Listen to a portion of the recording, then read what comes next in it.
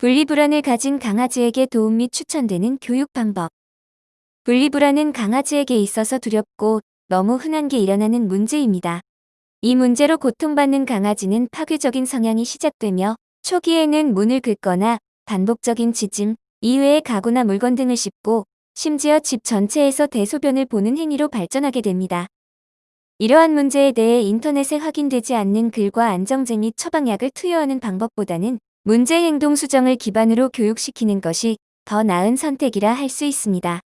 강아지가 혹시 분리불안의 증상을 보이고 있다면 어떻게 통제하고 교육하는지에 대해 알아보겠습니다. 1. 간단한 기초교육이 필요합니다.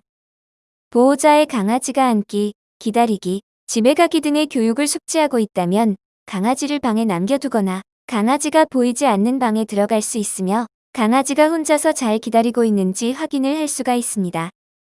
기다리기의 교육을 제대로 숙지하고 교육이 완벽히 되었다면 보호자가 돌아온다는 신뢰와 확신이 생길 수가 있습니다.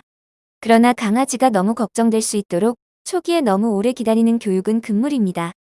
분리의 경우는 초기 1분 미만으로 시작해 점진적으로 대기 시간을 늘리는 방안으로 교육을 시켜야 합니다. 2. 일상의 변화가 필요합니다. 강아지가 불안감을 느끼게 하는 외출과 같은 행동을 하는 것이 중요합니다. 이때 바로 나가지 않고 소파에 앉거나 TV를 보는 등의 기존에 하지 않았던 행동을 한 가지 더 할 수 있도록 해주어 강아지의 불안감을 줄여주는 것이 필요합니다. 이러한 행동을 반복하고 이전과 같이 떠난다는 인식을 느끼게 하지 않는 것이 중요합니다. 이 행동이 익숙해지고 강아지가 차분해졌다면 이제는 현관문 밖으로 문을 닫고 다시 들어오는 행동을 반복해주는 교육이 필요합니다. 그 이후 문을 나가서 조금씩 대기 시간을 두고 나갔다, 들어왔다의 행동을 반복해줍니다. 3. 강아지와 대면했을 때는 냉정해지세요. 퇴근 후 집에 들어왔을 때 강아지가 흥분을 하거나 지저대는 경우 이 행동에 대해 올바르지 않는 행동이라는 것을 강아지에게 알려야 합니다.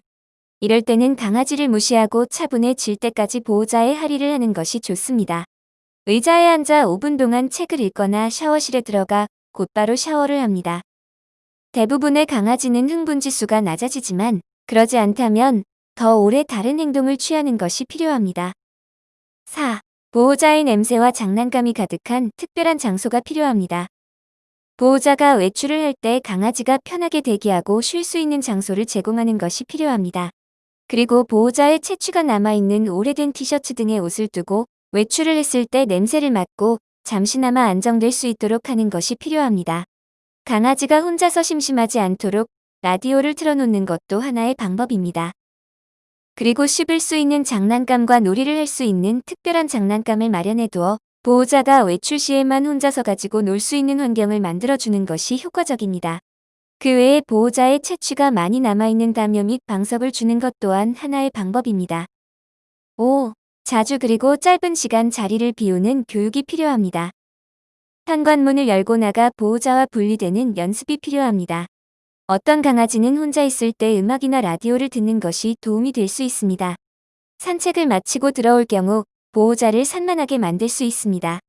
최소한 5분 이상 강아지에게 관심을 주지 않는 것이 좋습니다.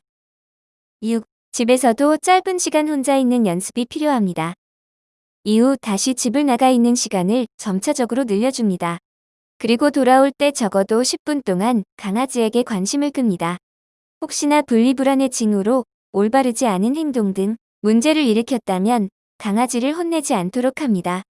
이러한 징후가 나타났을 때는 처음부터 다시 돌아가서 교육을 시키도록 합니다. 7. 진도가 나가지 않는 경우 가까운 훈련사에게 상담 및 교육을 받는 것이 필요합니다. 이러한 방법 중 어느 것도 효과가 없으면 전문가의 도움을 받아야 합니다. 혹시나 상황이 악화된다면 수의사와 상담을 통해 약물 치료가 필요할 수도 있습니다. 강아지에게 있어 가장 중요한 사항은 보호자와 상호작용하는 시간이 필요하다는 것입니다. 강아지가 과체중이거나 행동 문제가 발생하는 대부분의 경우는 산책과 같은 강아지의 내재된 욕구를 해결할 수 있는 대안이 없기 때문에 나타나는 현상입니다. 보통의 강아지는 하루에 2번 최소 30분의 산책 시간이 필요합니다. 강아지의 품종이 목축 및 사냥개와 같이 활발한 움직임이 필요한 경우 더 많이 필요합니다. 산책 및 운동은 하면 할수록 좋습니다. 몸이 피곤하고 에너지를 많이 소비하는 강아지는 분리불안 및 문제 행동의 증상이 나타나지 않습니다.